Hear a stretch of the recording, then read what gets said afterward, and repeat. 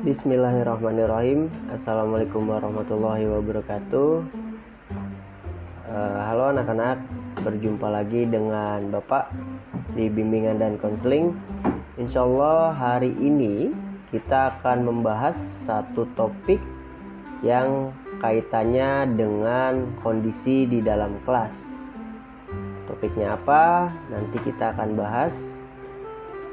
Nah, sebelum dimulai tentunya kita sama-sama baca doa terlebih dahulu. Silakan baca doa masing-masing.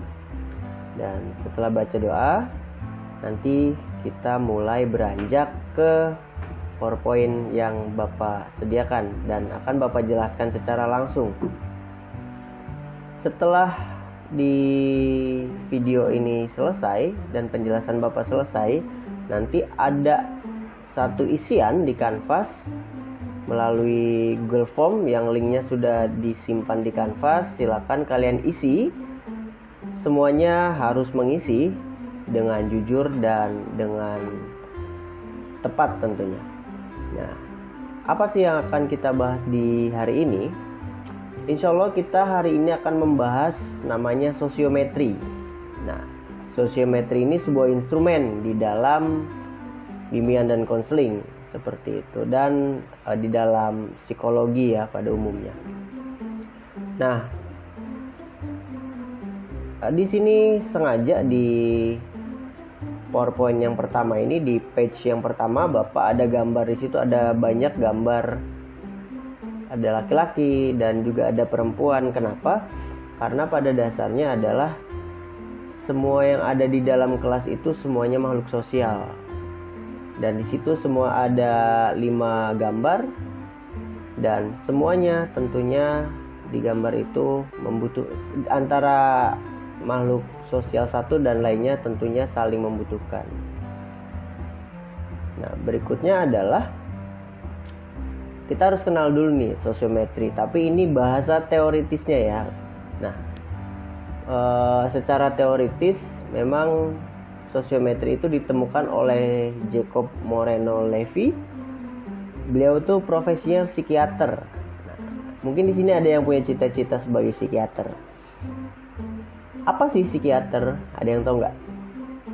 Jadi psikiater itu sebuah profesi yang biasanya mungkin kalian pernah lihat kan, ada orang yang kecanduan obat terlarang, terus ada orang yang mengalami misalkan anxiety itu kan penyakit psikologis yang dia itu nggak ada apa-apa, tapi dia misalkan takut terhadap sesuatu yang sebenarnya itu nggak masuk akal gitu. Nah, yang seperti itu namanya anxiety dan biasanya ditangani oleh psikiater di rumah sakit seperti itu. Nah, di situ juga beliau juga Moreno Levy ini merupakan sebuah penemu metode psikodrama. Psikodrama itu mungkin ketika kalian belajar matematika, nah nantinya itu atau bahasa Indonesia, nah itu kan nantinya ada praktek-praktek seperti drama dan lain-lain ketika belajar. Nah, itu juga dikatakan psikodrama. Jadi belajarnya itu dengan mempraktikkan atau memperagakan seperti itu. Dan berikutnya berikutnya sosiometri ini merupakan salah satu metode psikologi sosial. Metode ini dikembangkan untuk menganalisa hubungan antar emosi dalam kelompok. Jadi nanti dari isian yang kalian lakukan di Google Form nantinya akan keluar sebuah hasil yang menganalisa hubungan emosi antar anggota yang ada di dalam kelas. Jadi nantinya itu ketika kalian sudah mengisi, Bapak akan coba mengolahnya dan di situ akan terlihat bagaimana hubungan di dalam kelas itu gitu. Makanya kalian harus mengisinya dengan tepat dan dengan jujur tentunya.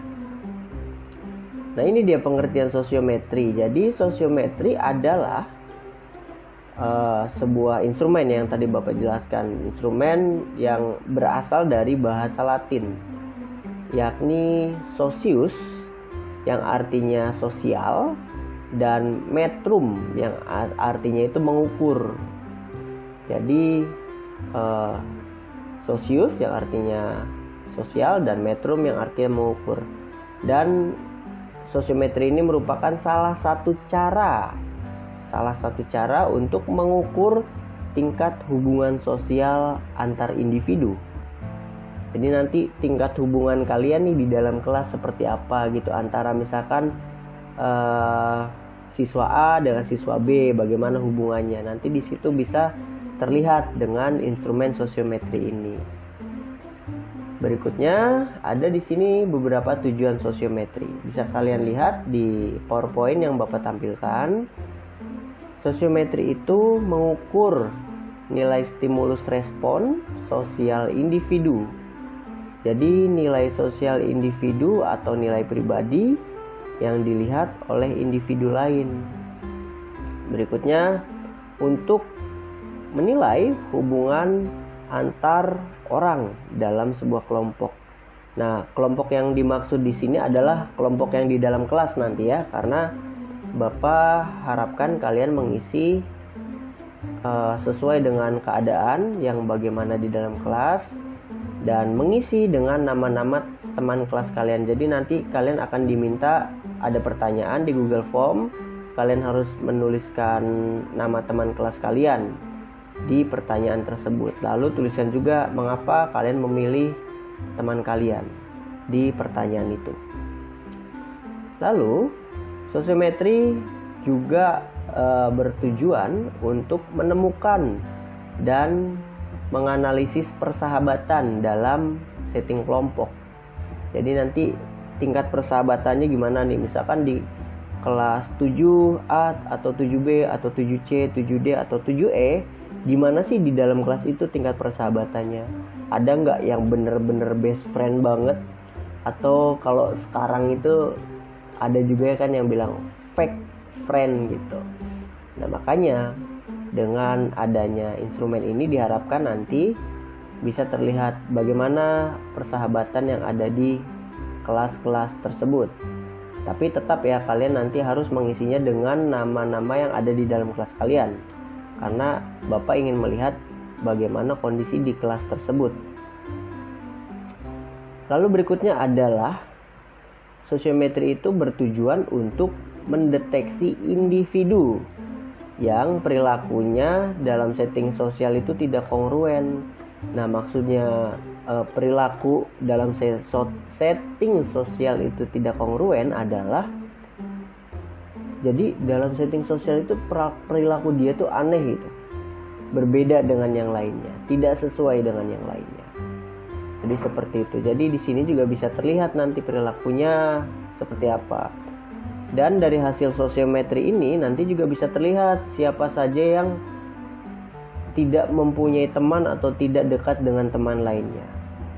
Seperti itu. Nah, memang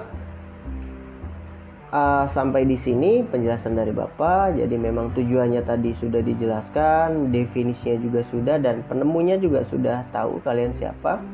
Bapak harapkan ini menjadi modal yang penting sebelum kalian mengisi sosiometri secara online dengan jujur ya.